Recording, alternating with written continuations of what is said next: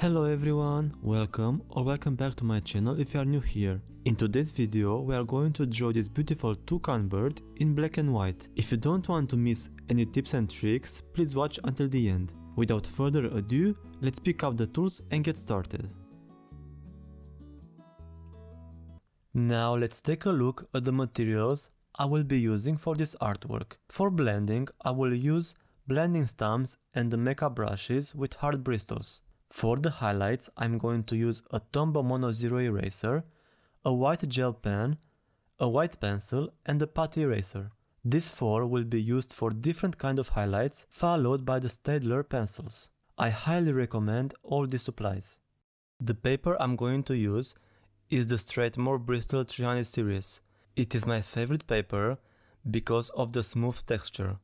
I don't get along with very textured paper, and when I found this one, it felt like a match made in heaven. To sharpen the pencils, I am going to use my favorite sharpener, which is a manual one. This one is very affordable and provides a very good result. I always broke the pencil lids with other types of sharpeners due to applying a heavy pressure. With this one, I just twist the handle and it does all the work for me. I began the bird's beak by creating a base layer for the lower part of the beak and the tip, using the 4B pencil to create a thin layer and the blending stump to push the pigment into the paper. This process will help me to cover those areas as quickly as possible, preparing them for the details that will be added over later in the drawing. Because the tip of the beak is made out of a very black and strong pigment, I chose the pencil with the number 8B as it is the darkest and most matte pencil. I applied a very high pressure to get rid of the texture of the paper entirely, then added some highlights using a white pencil, a gel pen and a Tombow Mono Zero eraser. You can observe how these quick little details changed the whole dynamic of the area and brought it to life.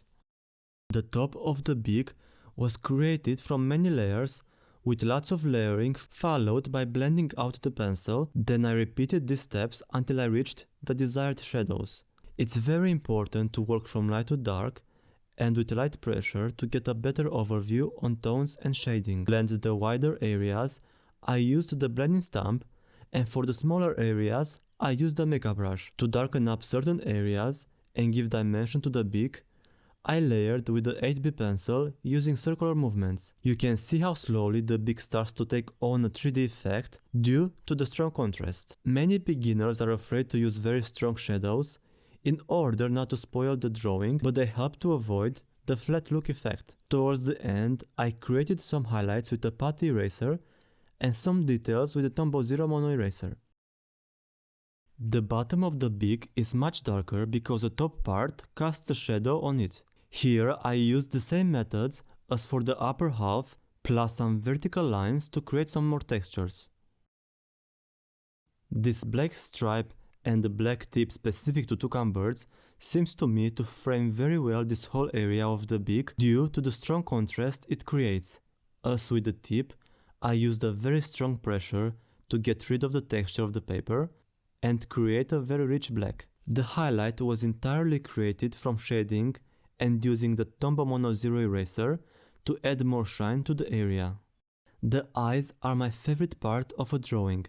This bird has a very dramatic and expressive look in the eye, which also attracted me to choose this reference photo.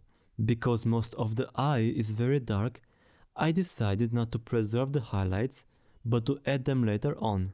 I used a very high pressure to fill in the outline of the eye.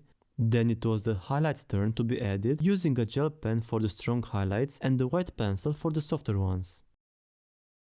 The skin around the eye has a lot of texture for such a small area, especially since this drawing was done on a 5/7" paper, having to render all those details in a tiny zone. I started as usual with a base layer, building up my way towards the dark shadows. For all those fine details, I made sure I always had my pencil sharpened, otherwise I would risk covering all those highlights, resulting in a flat black area.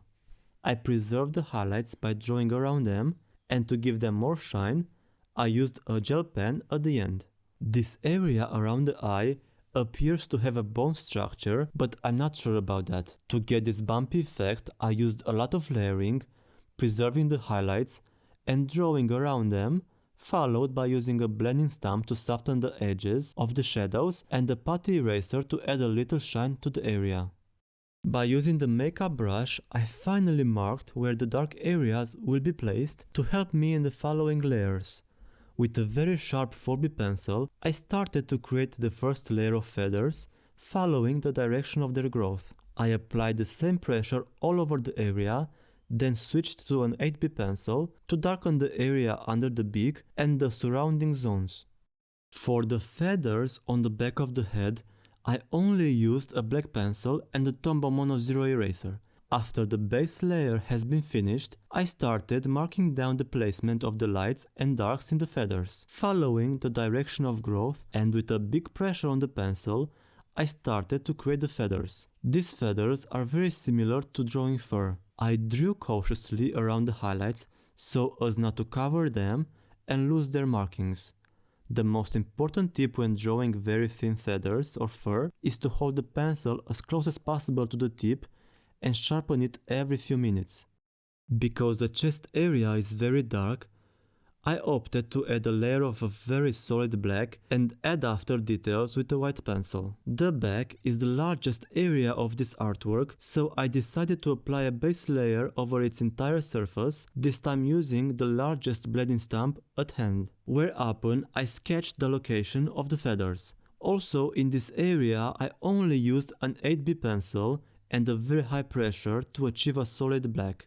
This area took me the longest time as I had to take each feather in turn to draw it. I prefer to work in areas and focus only there until I am satisfied with the end result, instead of working on several areas at once and losing sight of certain details. I mostly focused on creating a strong contrast by adding lots of highlights. Each feather was drawn starting by marking the highlight with the Tombow Mono 0 eraser and drawing around it with the pencil. It may look like a lot of work, but after a few drawn feathers, you get into a rhythm and it will go much faster. I really like these Staedtler Mars Lumograph black pencils because they have a very high percentage of carbon in the lid, ideal for the dense black I want to achieve in these bird's feathers.